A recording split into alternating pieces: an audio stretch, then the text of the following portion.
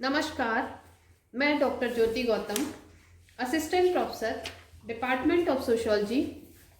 आज third year की class में थर्ड ईयर का फर्स्ट पेपर समाजशास्त्रीय चिंतन के आधार में टालकट पार्सन्स के बारे में अध्ययन कराऊंगी।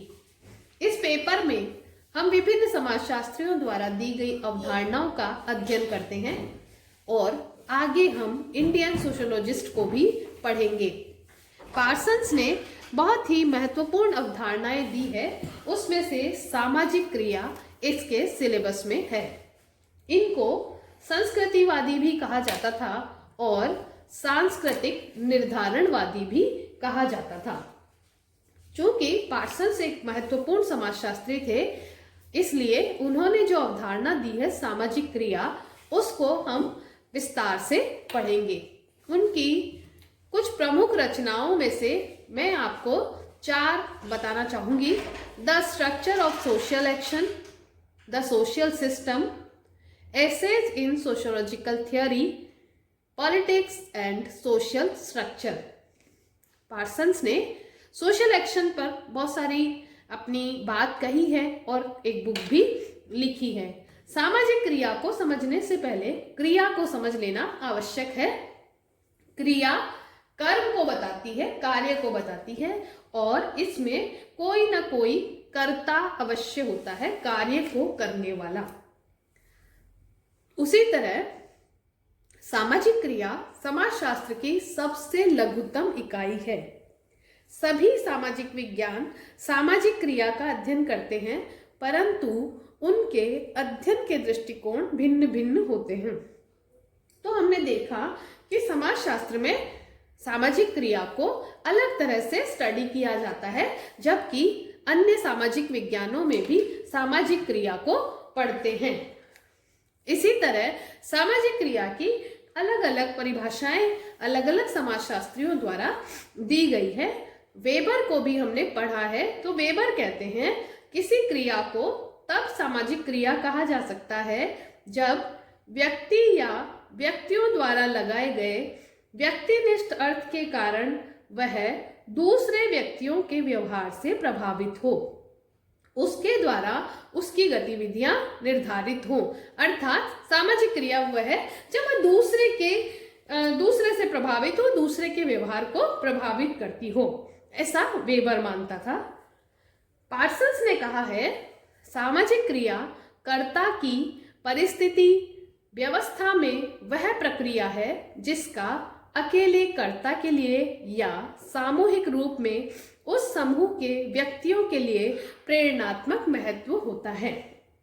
अर्थात क्रिया, सामाजिक क्रिया वह है जो कि व्यक्ति और समूह को सक्रियता या प्रेरणा देती है। क्रिया नियमों के अनुसार होती है और नियम अत्यंत महत्वपूर्ण होते हैं। पार्सन्स ये भी कहता है कि परिस्थिति से उन्मुखता के आधार पे ही सामाजिक क्रियाएं होती हैं। उन्होंने कहा है सामाजिक क्रिया कर्ता की परिस्थिति पर भी निर्धारित होती है, परिस्थिति पर भी डिपेंड होती है। इसी क्रम में उन्होंने सामाजिक क्रिया के 3 प्रकार बताए हैं। फर्स्ट, उद्देश्यपूर्ण कार्यात्मक क्रिया, सेकंड अभिव्यक्त क्रिया एंड थर्ड नियम पूर्ण क्रिया। उद्देश्यपूर्ण कार्यात्मक क्रिया जैसा कि नाम से ही स्पष्ट है, वह है जिसमें उद्देश्यों को पूरा करने के उपायों को बहुत विचार करके तय किया जाता है। अर्थात जो ऐसी क्रिया जिसके उद्देश्य निर्धारित होते हैं, उद्देश्यों पर आधारित। अभिव्यक्त क्रिया ऐसी क्रिया जो बाहर से ही स्पष्ट नजर आती है और एक विशेष भाव व्यक्त करती है, तो उसे कहते हैं अभिव्यक्त क्रिया। और तीसरे प्रकार की क्रिया है नैतिक या नियम पूर्ण क्रिया, जो नैतिकता के आधार पर की जाती है। सामाजिक क्रिया के तत्व।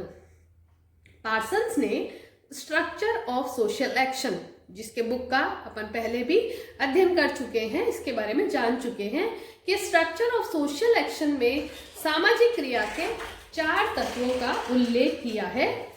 कर्ता, लक्ष्य, स्थितियां एवं साधन। इनकी परिभाषा में भी ये सारे तत्व हमें दिखाई दिए थे।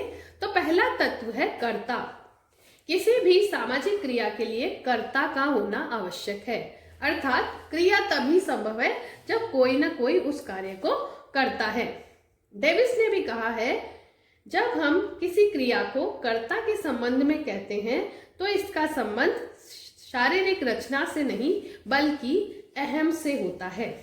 तो सामाजिक क्रिया के लिए कर्ता का होना अत्यंत आवश्यक है। नेक्स्ट इसका तत्व है लक्ष्य। लक्ष्य। कर्ता के अनेक लक्ष्य होते हैं। मानव हमेशा लक्ष्यों को प्राप्त करने के लिए ही क्रिया करता है, और जब कभी लक्ष्य प्राप्त हो जाता है तो वह क्रिया समाप्त हो जाती है और दूसरा लक्ष्य बन जाता है, उसके लिए क्रिया करना प्रारंभ कर देता है। नेक्स्ट तत्व है स्थितियां। क्रिया करते समय जो बाह्य वातावरण व्यक्ति को प्राप्त होता है वह उसकी परिस्थिति कहलाती है, वह उसकी स्थिति कहलाती है। कभी कभी परिस्थितियां अनुकूल होती हैं तो हम अच्छे से क्रिया को कर पाते हैं, और कभी कभी परिस्थितियां प्रतिकूल भी हो जाती हैं तो हमें क्रिया को अंजाम देने में प्रॉब्लम आती है। अगला है इसका तत्व साधन। मानव की आवश्यकताओं को पूर्ण करने के लिए साधनों का होना भी आवश्यक है। साधन सीमित होते हैं और एक लक्ष्य की प्राप्ति सरल या जटिल साधनों के द्वारा ही की जा सकती है, और किसी भी लक्ष्य को प्राप्त करने के लिए बहुत से साधनों की आवश्यकता या बहुत सारे साधन हमारे समक्ष होते हैं, जिसमें कर्ता अपनी अनुकूलता के आधार पर, कर्ता अपनी बुद्धि के आधार पर उनका चयन करता है।